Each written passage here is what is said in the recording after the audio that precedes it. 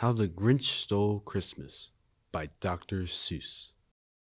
Every Who down in Whoville liked Christmas a lot, but the Grinch, who lived just north of Whoville, did not.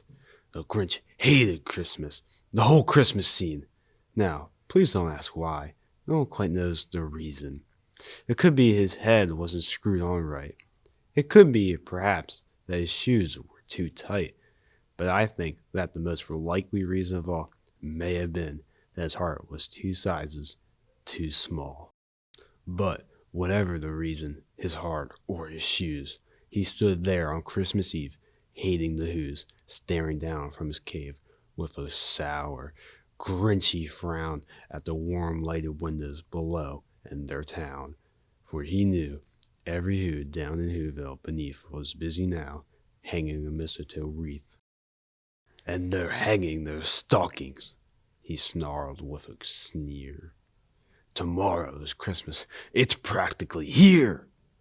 Then he growled, with his Grinch fingers nervously drumming. I must find some way to stop Christmas from coming. For tomorrow, he knew, all the Who's, girls and boys, would wake bright and early. They'd rush for their toys, and then, oh, the noise! The noise! Noise! Noise! Noise! That's the one thing he hated. The noise! Noise! Noise! Noise! And then the Who's, young and old, would sit down to a feast, and then they feast, and they feast, and they feast! Feast! Feast! Feast! They would feast on Who pudding and rare Who roast beef, which was something the Grinch couldn't stand in the least. And then they do something he liked the least of all. Every Who down in Whoville, the tall and the small, would stand close together with Christmas bells ringing. They'd stand hand in hand, and the Who's would start singing. They'd sing, and they sing, and they sing, sing, sing, sing. And the more the Grinch thought of this Who Christmas thing, the more the Grinch thought, I must stop this whole thing. Why, for 53 years, I put up with it now. I must stop this Christmas from coming. But how? Then he got an idea. An awful idea. The Grinch got a wonderful, awful idea.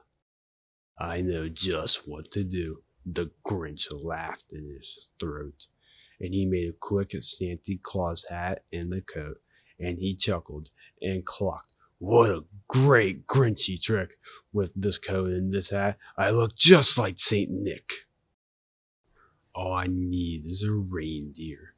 The Grinch looked around, but since reindeer are scarce, there was none to be found. Did that stop the old Grinch? No, the Grinch simply said. If I can't find a reindeer, I'll make one instead. So he called his dog, Max. Then he took some red thread and he tied a big horn on the top of his head. Then he loaded some bags and some empty sacks on the ramshackle sleigh, and he hitched up old Max. Then the Grinch said, Get up! And the sleigh started down towards the home where the Who's lay a snooze in their town. All of their windows were dark. Quiet snow filled the air. All the Who's were all dreaming sweet dreams without care when he came to the first little house on the square. This is number 1, the old Grinchy Claus hissed, and he climbed to the roof, empty bags in his fist. Then he slid down the chimney, a rather tight pinch, but if Santa could do it, then so could the Grinch. He got stuck only once, for a moment or two. Then he stuck his head out of the fireplace flue, where the little Who stockings all hung in a row.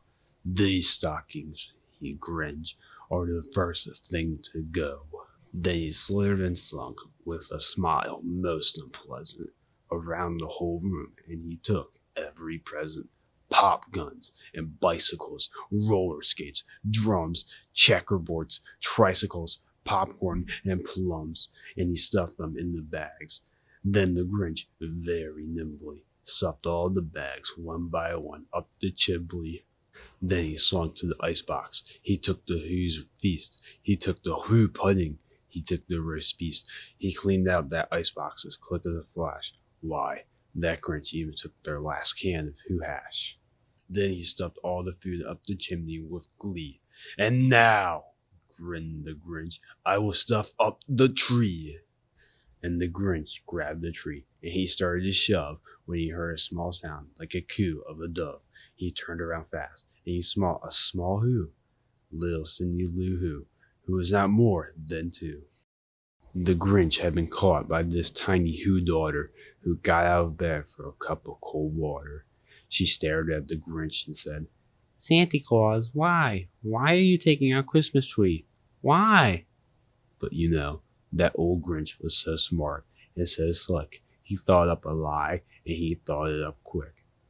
"Why, my sweet little tot," the fake Santa Claus lied, "there's a light on this tree that won't light up on one side. So I'm taking it home to my workshop, my dear. I'll fix it up there. Then I'll bring it right back here." And his fib fooled the child. Then he patted her head, and he got her a drink, and he sent her to bed. And when Cindy Lou Who went to bed with her cup, he went to the chimney and stuffed the tree up. Then the last thing he took was a log of their fire. Then he went up the chimney himself, the old liar. On their walls he left nothing but hooks and some wire. And the one speck of food that he left in the house was a crumb that was even too small for a mouse. Then he did the same thing to the other Who's houses, leaving crumbs much too small for the other Who's mouses. It was 1/4 dawn. All the Who's still abed, all the Who's still a snooze, when he packed up his sled, packed it up with their presents, the ribbons, the wrappings, the tags, and the tinsel, the trimmings, the trappings. 3,000 feet up the side of Mount Crumpet, he rode with his load to the tip-top to dump it. "Boo-hoo to all the Who's," he was grinishly humming. "They're finding out that no Christmas is coming. They're just waking up. I don't know what they'll do. Their mouths will hang open a minute or two. Then the Who's down in Whoville will all cry, boo-hoo." "That's a noise," grinned the Grinch, "that I simply must hear."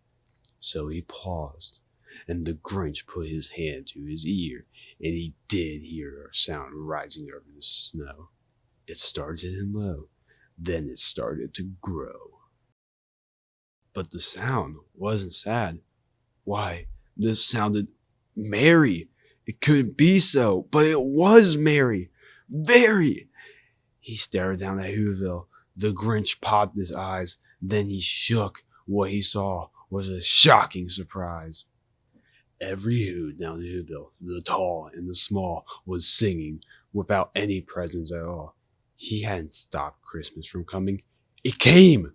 Some hour or another, it came just the same. And the Grinch, with his Grinch feet ice cold in the snow, stood puzzling and puzzling. How could it be so? It came without ribbons. It came without tags. It came without packages, boxes, or bags. And he puzzled 3 hours, till his puzzler was sore. Then the Grinch thought of something he hadn't before.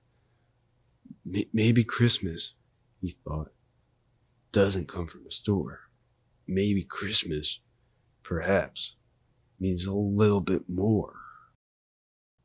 And what happened then? Well, in Whoville, they say that the Grinch's small heart grew 3 sizes that day, and the minute his heart didn't feel quite so tight, he whizzed with his load through the bright morning light, and he brought back the toys and the food for the feast, and he himself, the Grinch, carved the roast beast. And that was the story of the Grinch. Happy holidays.